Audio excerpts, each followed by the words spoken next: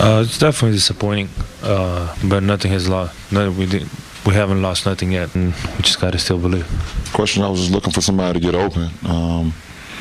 We still had 2 seconds to get the ball across half court, but everybody kind of went into the front court. If I could take it back, in a timeout, maybe just have one guy break open to the backcourt. We still had time. 2, absolutely. I mean that play happens all the time. Hand is part of the ball. That's what they say. And, I feel like the hand was a part of that ball. I was able to get his hand on top of the ball stripped down and out on him. So I've seen that play over and over before. But this is one of the reasons why LeBron's basketball IQ is overrated. Look at the 2 responses. One is of hope and moving on. The other is focusing on justifying the past. Instead of LeBron thinking, why did I swipe down when I had Ant in a terrible spot with only 2 seconds on the shot clock? He's focused on the call.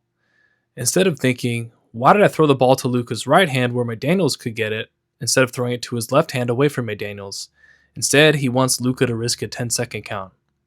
LeBron James is one of the greatest winners statistically we've ever seen. He's one of the greatest players we've ever seen. But I'm here to tell you, as someone who's done extensive research on his entire career and watched many of his interviews and done the same with other top players, it has become clear to me that LeBron James' basketball IQ is slightly overrated. Now, LeBron loves creating narratives, from wearing a cast for a Game 1 injury after a Game 4 loss to remind the press JR cost him the finals, to carrying copies of books he hasn't read. So you're holding the autobiography of Malcolm. What's your biggest takeaway so far? I kind of just started a couple days ago.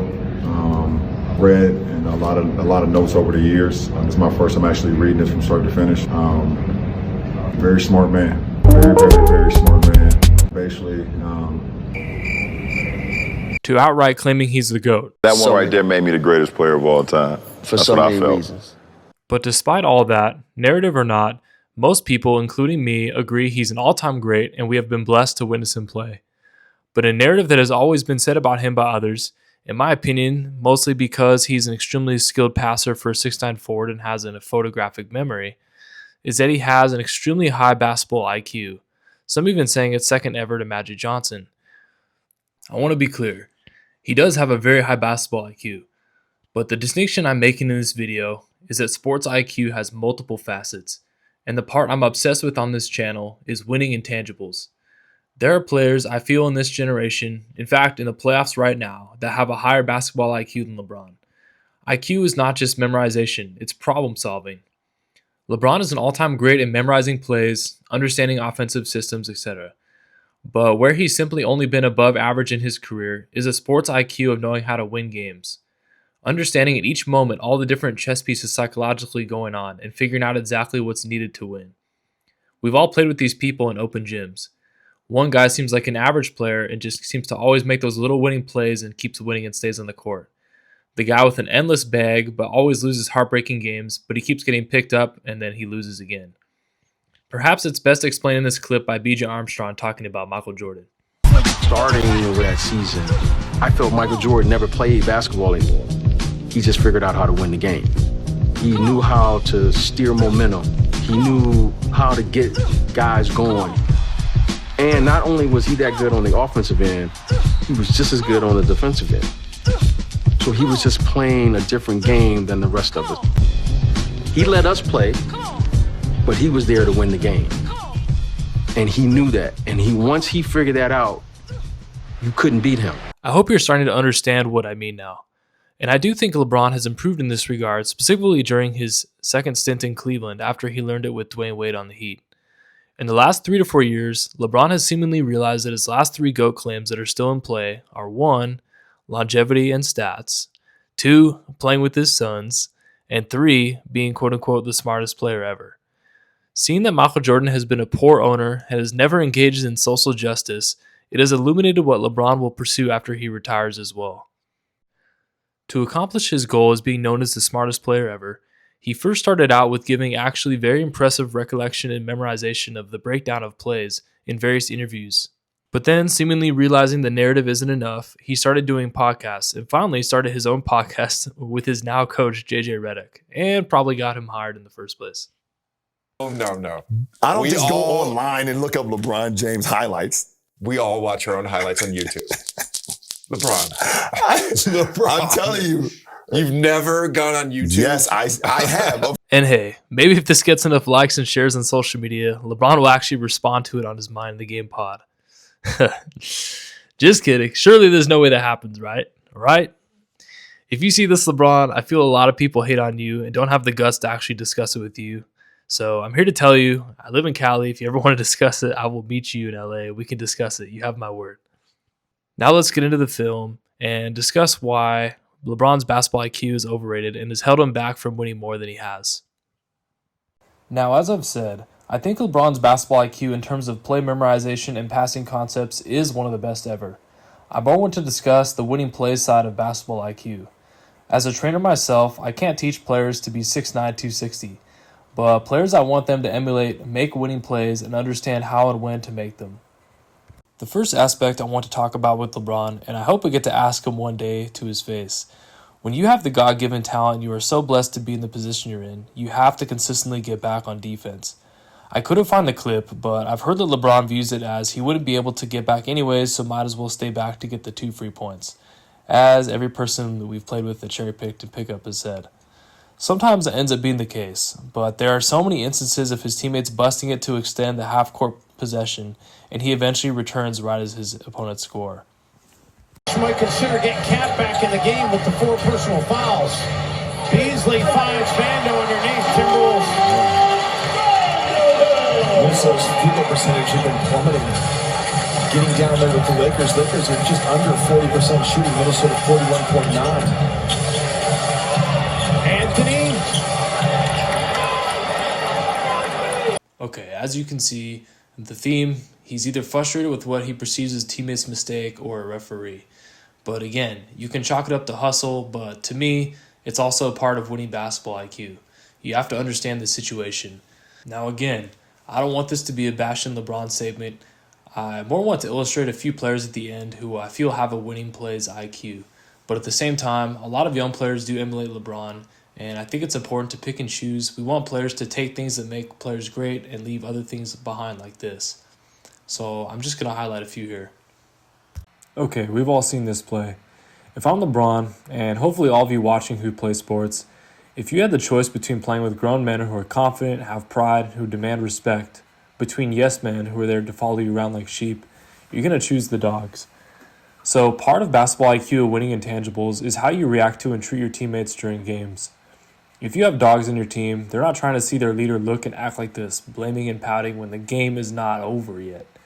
Many people say LeBron's performance against the Celtics in Game 7 was his best performance.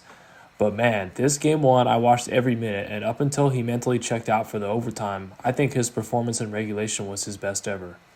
But part of basketball IQ is knowing how to get the best of your teammates. And in this instance, not only did LeBron shut down himself, he also shut his teammates down. And as we saw at the beginning of the video with the cast, he let the world know it was his teammates' fault, the ref's fault. So, in summary so far, the 2 things that if you're an up-and-coming athlete and you want a high basketball IQ for winning, first, don't overthink the strategy when it comes to hustle. Just hustle at all times. It's always the answer because 1, it motivates your teammates, and 2, it obviously, of course, usually brings better results. Secondly, learning how to motivate and lead your teammates and doing it when the going gets tough, not just when it's easy. Last thing I think he's a bit overrated with in basketball IQ is the half court, and specifically on his drives. He has only ever developed in 22 years a line drive and an occasional counter spin move. In his younger years, he would occasionally jump stop, but because he doesn't have any footwork, it often leads to bad decisions late in games. Of course, also his free throw shooting. Most elite superstars have endless late shot clock footwork to get free, but LeBron often throws the ball to teammates late in the clock who are somewhat open, but are often not expecting the ball, or their defender does a flying closeout knowing they don't have any time to blow by. So while I think LeBron is not necessarily unclutch or scared at the end of games like some people have said, he is an above-average clutch time player, but he has often let down, especially earlier in his career in late-game decision-making. Many times he was doing a straight-line drive, and when a help man would slide down to bait LeBron into passing to a role player for a 3, he would always take the bait, and of course, they're not expecting it, and they would miss. Okay, now if you're asking, what players can we look to that are excelling with the winning intangible side of basketball IQ? Here are a few of my favorite that are currently in the playoffs. These players do a ton of winning things that don't always show up in the box score, such as making the extra pass, setting the right screen, organizing a play that's gone wrong, rotating off the worst shooter late in the shot clock to force the ball to be passed to them, boxing out much bigger players, picking up full court to disrupt when a team just called a slow developing set, spacing in the right spot, knowing where to cut, studying the offensive players' tendencies when they're on defense and forcing players away from their strengths. Jimmy Butler, Davion Mitchell, Dort, Kris Dunn, Norman Powell, Jared Vanderbilt, Jaden McDaniels, Amen Thompson, Josh Hart, and of course my personal favorite, Jrue Holiday. To me, this is the other half of basketball IQ. And the few times in history where elite athletes have combined it with skill, we've seen them win a lot of championships. MJ had this sort of sports IQ. Wayne Gretzky had it, Tiger Woods had it, and Tom Brady had it. What do they all have in common? They are all GOATs. In this video, though, for the sake of time, I'd like to highlight just a couple of sentiments about the guys I've listed above and then some plays from Jrue Holiday. We gonna win, bro. He was like, we gonna be a top 5 seed in the West. We gonna win. We gonna shock the world. People don't believe me. He was like, I'm that good. I was like, damn, Jimmy, I'm good too. Like, you know what I mean? He like, nah, I'm that good, bro. I'm gonna change this whole thing around. Like, Cat gonna average 25. Wig gonna average 20 something. I'm gonna average like 18. He was like, but they gonna be the main focal point. I'm gonna do all the little things. First 2 games of the season, we wasn't looking that good. Jimmy come in the locker room. He was like, fuck this team. I got to be me. I got to take over this whole thing. He started killing, and he just started like, they ain't the ones. Like, they don't got it. And I'm like, damn, Jimmy, they got it. Like, he's like, they ain't got it. They don't believe like we believe. They used to losing. I don't know how to lose. I ain't used to losing. They used to losing. And he just started being him, and the whole thing changed. We started believing in him. But, you know, when somebody got that kind of willpower, some guys can't handle it. Here are some of the small winning things Jimmy does. Look at this first clip. Jimmy has never liked taking threes, believing just like MJ that they take away from his aggressive mindset. But as he's organizing his teammates, he realizes they're trying to blow up the play by sagging, so he purposefully shoots knowing he's going to have to make them respect it at some point. This next play really typifies Jimmy Butler. Great read on the rebound, quick outlet, reads that Triple J has his head turned, and jump stops and waits for Jerry Payton Jr. to cut and makes a great pass. On this next play, he's waiting on the wing for Quentin Post and GP to make some off-ball cuts, but he sees his last 3 didn't do the trick. Aldama is still sagging. So he passes the ball off knowing he's going to get it right back, and Aldama will sag again, and he'll have to shoot again to make them respect it. Memphis came in with the game plan to make Jimmy a shooter and clog the paint against his driving kicks. But now, because he purposefully established his shot, Aldama's up and all Grizzlies defenders are just staying home.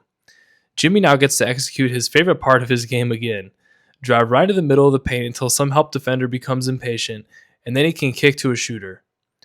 Sure enough, Kennard falls for the bait. GPJ, who has a pretty high winning IQ himself, sets a back screen and it's a 3. This is a subtle one, but actually putting the effort in to fake the misdirect and then use the screen to execute this inbounds play. Little things matter. Now that he's established his shot, he can do whatever he really wants to get into the paint, except there's a closeout.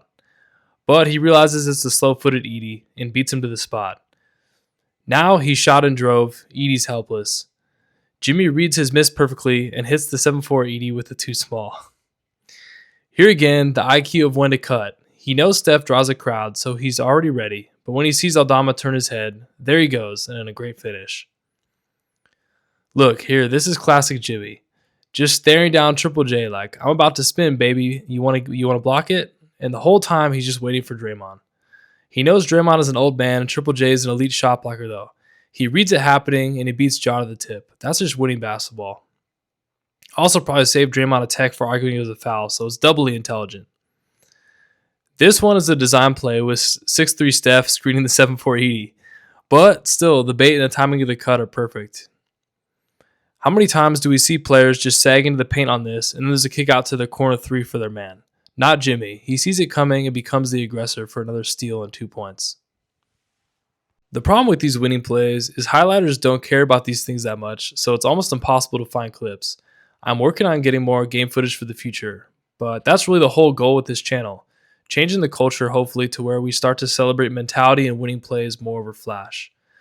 So finally, to finish up the video, I'm going to show some clips from Jrue Holiday. Jrue Holiday is solidified as probably the best defender in the league at the guard position. You know, you put Jrue in any system, any coach is going to ask him to guard the best player. I mean, we played them in 2018 second round, and he guarded me the whole series. And he was picking me up full court. He was guarding me in the post.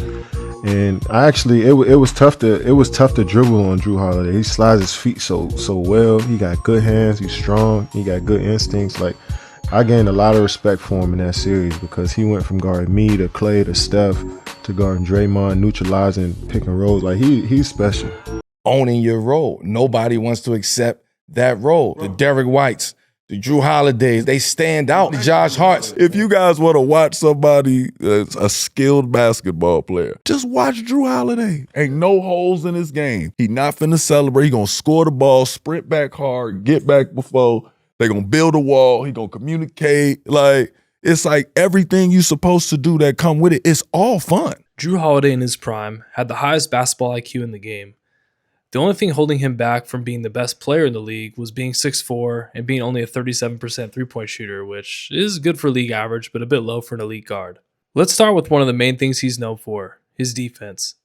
This is my all-time favorite clip from Jrue because it's him in a nutshell. The point of this drill is for the offensive player to attack closeouts.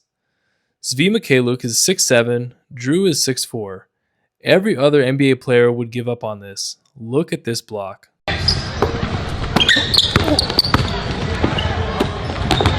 Oh my God. And his most famous play in the NBA, which broke Phoenix and essentially won them the title, he reads the Booker spin, rips the ball away, and throwing the high-risk, high-reward lob to Giannis.